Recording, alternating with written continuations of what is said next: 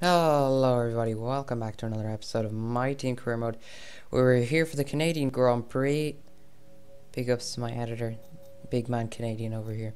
So yeah, we're here for the Canadian Grand Prix and we're here for round 6, and the past 2 rounds have gone insane. Absolutely insane, and we're gonna hope to keep this momentum going. And yeah, so I felt it was time to change the engine components as in the power unit because, well, 2 times now Jeff has scared us with a potential failure with the engine, and it made me want to cry. So we're going to reduce that, and we're going to make sure that we get past this race A-okay. Anyway, we skipped the end now to our first and only lap in Q1,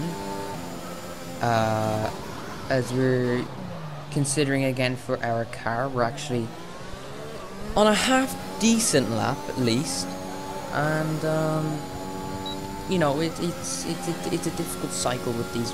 You know, it's just the car is still shit in season 2. So, and again, I don't know how we've been on form to get 2 wins. And again, as I said, a shitbox of a car. We go P5 there, as you can see, but I still am unsure of how we get this. As we go P12, sorry, actually it was a Q2 lap, sorry. Yeah, yeah, we go P12, we couldn't unfortunately get out. And look at how close we were 14 thousandths off of it. It's unfortunate, but yeah. Sure, look, we do get the free tire choice at least, so that's a positive. But yeah, sorry, as I was saying, I still don't really understand how we got 2 wins in a row, or just even 1 win at all. So yeah, we're gonna hope again, as I said, to keep some good momentum going for the rest of the season. And yeah, let's do this.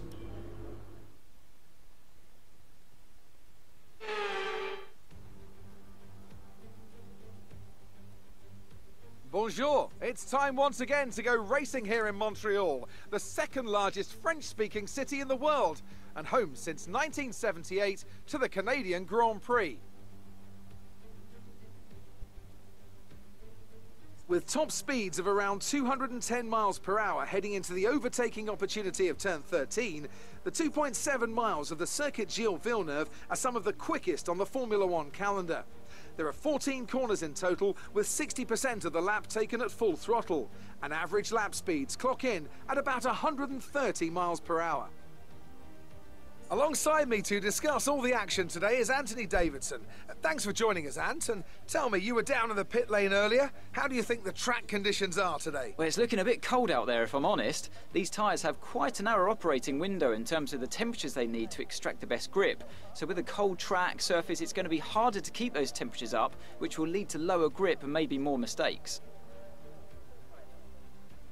Let's run you through the driver grid order for today's exciting race. Good job yesterday from Valtteri Bottas. The Finn starts from pole position, and it's Lewis Hamilton alongside. Considering the rest of the grid, we have Verstappen, Perez, Daniel Ricciardo and Norris, Leclerc, Sainz, Gasly and Lance Stroll, Vettel, Mr. Monaco, Esteban Ocon and Fernando Alonso, Tsunoda, Giovinazzi, George Russell and Kimi Raikkonen, Latifi, Aitken, Mick Schumacher and Nikita Mazepin. And with lights out just moments away, it's time to go down to the track. And here we are on the track now for the Canadian Grand Prix. We're hoping for things to go well. We're hoping for a good start. Here we go, boys. Let's get it on again. Fiber lights. And away we go, as it is a flyer of a start here on the medium tires, considering everyone else is on the soft around us. Now down into turn 1, we unfortunately couldn't make up any positions as we got boxed in pretty much between the 2 Aston Martins, but Ocon fancies a little luck there around the outside, but I said no. But then he tries to come back at us again around the outside, and I said no. So she almost lose the back end there here on the opening lap, and that would not be fun. So you see the 2 Aston Martins having a little scrap up ahead. which means we could possibly get Lance Stroll here, the home favourite, along with Nicholas Latifi, but I would say Stroll here would be the home favourites. We actually thought we saw an opportunity there to overtake, because we had to give that position back there because we overtook it off the track, but now we have Alonso coming up our inside and we just tried to squeeze it, but now we go down the inside of Stroll as we saw the opportunity and we've taken it, but we've slightly broke ourselves, and we do still get past though, as Stroll got a poor exit, obviously us getting the wider exit so we would get it. Stroll's possibly trying to come back on the outside as he has got the line, so we're just going to have to brake as late as possible, and we do, and we stick it in ahead of Stroll's. We almost lose the back end again, but on that, Stroll has again come back at us for the third time, or for the second time should I say here, but he brakes just slightly before we do. We have the better line through turn 2, and we are safely in. So there we go. Now we're up into lap 6 here, as we could potentially make the move here on Sebastian Vettel. Are we gonna send it? We're close enough to send it. We do go late on the brakes down the inside of Sebastian Vettel, and that is P9 for the time being at least. So we are on the medium tires, and this is very crucial that we get these positions and know that we're faster than everyone else. Gasly now finally decides to pit. Vettel still stays out on those soft tires, but see, we're on the mediums and we're being quicker than people on the softs, and some drivers on the softs, so that's already a good sign for some solid points today. So we skip ahead now to lap 12, where we've got the P3 now in the race, obviously, because people have pit and there's yellow flags, and that's a safety car, and Nikita Mazepin has crashed, and we need to have a little look at that, as what's happened here, as he has crashed the wall of champions. That's a huge crash there from Nikita Mazepin, and I need to know what happened there. Let's have a look on board. Did he just stand on the throttle again? Yes, he did. The AI are known to do that for some reason, and well, he's crashed. Interesting one. But anyway, yeah, we skipped the safety car just as we were going to pit, and the safety car came out.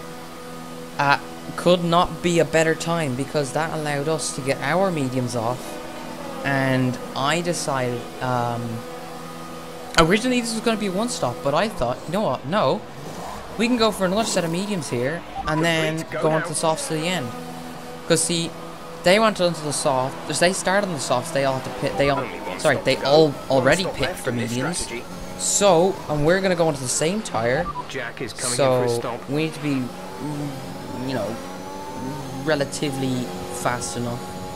But obviously we're going to be on this faster tire at the end. Anyway, we go to skip to the end of the safety car, as I held back too much, because, you know, the delta that they update, that I don't know why they put it back in the game for some reason, but the track is clear.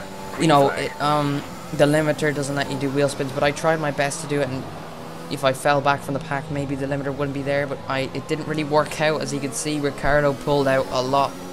Now, Ricciardo, interestingly enough, is indeed on those soft tires, and obviously he's going to be much faster than us. Even if him being in a McLaren wasn't clear enough that it was going to be, he was going to be faster. But now that he's on a quicker tire, would just do the trick. We skipped now to just the end of lap 18, coming on to now lap 19, as we've actually managed to close up to Ricciardo and Norris. The only reason being that we caught up to Ricciardo is because he just can't find a way past his teammate. Norris just seems to be holding on to that P3 well at the moment, but here we go. We actually might be close enough to go for a move, and Ricciardo, we do. It's a late move. He's turned in a little bit there. I don't know if the move was actually on, but great maneuver. You made it. Jeff says it was a good maneuver and we made it look easy, so if he says that, then you know what, I'll take it. I mean, the position was ours. I feel like he just got turning in right as we were going for the move, so I feel like it was a race against it, 50-50. As long as we didn't come out with damage, then I don't really care. Yeah, bit of dodgy move, but sure, look, it's fine. Now, anyways, you see we're up at the back of Lando Norris. We've actually pulled 5 tenths on Ricciardo. Sorry, 8 tenths now. It seems he's falling down quite a bit. And remember, he's going to have to pit to the mediums, and he'll be on the slowest tyres by the time we come around, so he will undercut us, obviously. But we can still get it. So we can possibly go around the outside of Lando Norris there, down into the final chicane. And it didn't go so well, as Ricciardo's now caught up doing that, but we have got DRS here again on Lando Norris. He's left the door open. We go down the inside of the McLaren, and we do leave the room, but he backs out of that one. And we are up into P3. As we now lead here, obviously, because they have only pit behind us, but we now go into the pits for our second and final stop of the race. We will now be on the quickest tyre. As you see, Ricciardo's 13 seconds, Sainz is 5, so I think we will come out P7. But as I said, us being on the faster tyre will definitely help out a lot, and the pit lane here is obviously really short because it cuts half the track at the start. After these tires now, we want to finish the race on this so compound. we are going to come out. Are we going to jump Leclerc? Yes, we are. Just about jumping Leclerc there. I feel like that was a bit crucial. Just yet, but we've seen a problem and Jeff said there was a problem again, but luckily it meant nothing, thank God. But yeah, we actually got a really good exit there on Lando Norris, obviously being on the quicker tyres. That's Kimi Raikkonen, I believe, has retired there for the second race in a row with engine failure. Alfa Romeo having a nightmare at the moment. But we're going to push Lando Norris right to the inside as he defended. Can we go around the outside of Lando Norris? Yes, we can. And we get the move done there. Brilliant move. And that, crucially, is for P6 here, as Perez and Sainz having a scrap up ahead.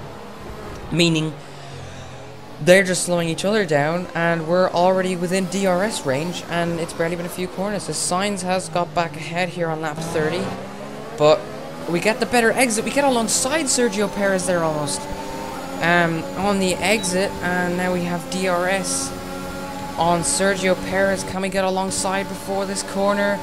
We can. Can we go around the outside? Yes is the answer. It was a tight squeeze, but we do manage to get ahead, obviously. There being on the faster tyre has really helped. That safety car definitely meant everything in this race. And we're now up the back of Carlos Sainz, and we are definitely, inevitably, oh my god, I can't even speak, inevitably going to be, I'm sorry. Oh my god, that was, I don't know how I messed that up so bad. Anyway, we're here on lap 31, and yeah, as I said, we inevitably passed Carlos Sainz there for P4. And next up is Daniel Ricciardo, as we set the fastest lap of the race while we're at it there. We are flying. Let's skip ahead now to lap 33. We're running out of laps, but we have got the DRS here on Daniel Ricciardo, and we are very close. And remember, we have 2 DRS straights in a row. I was get a little bit of wheel spin on the end. Or not wheel spin, sorry, bit of oversteer on the exit. He is 7/10 ahead, so we're going to waste the battery a little bit here to close the gap, flying down the straight at 335 kilometers an hour. As we get a good exit off the final chicane, as we do, we're going to again waste the battery. Can we potentially go for the move here? This is definitely going to be needed. We go for it down the inside of Daniel Ricciardo, and that is it. We're into P3, and the podium is ours. Lap of the race too while we're at it. That is insane. And we're just going to be showing, just in case nobody realizes it, this is on 100%, sorry, 102% AI difficulty, just in case the season 2 car looked a bit suspiciously fast. Oh no! Considering it was the third slowest car. But anyway, that was the race. We managed to pull a 3rd podium in a row. Again, somehow, I'm not sure, but there we go, a 3rd podium in a row. Get in there, boys. And the fastest lap too. Yes, that's a podium. Excellent drive. The team have worked especially hard this weekend, and this is a fantastic reward. Don't all get excited at once. Thanks very much, Jeff. That's it then for another magnificent Canadian Grand Prix, and they've hung on to take a sublime victory here today. So Anthony, what made the difference out there today? Without a doubt, the safety car changed everything today. The key to their success was keeping calm and reacting to the situation quickly. We've seen teams in the past throw away wins because they were too hesitant, but here they were decisive, and that's allowed them to take the advantage.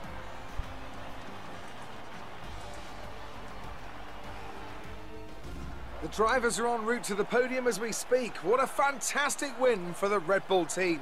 They performed exceptionally today, keeping us firmly on the edge of our seats throughout the entirety of the race.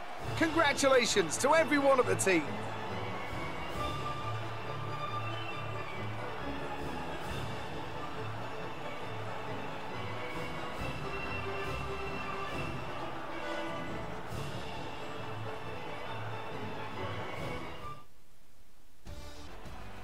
And there you have it, folks. That was a race and a half.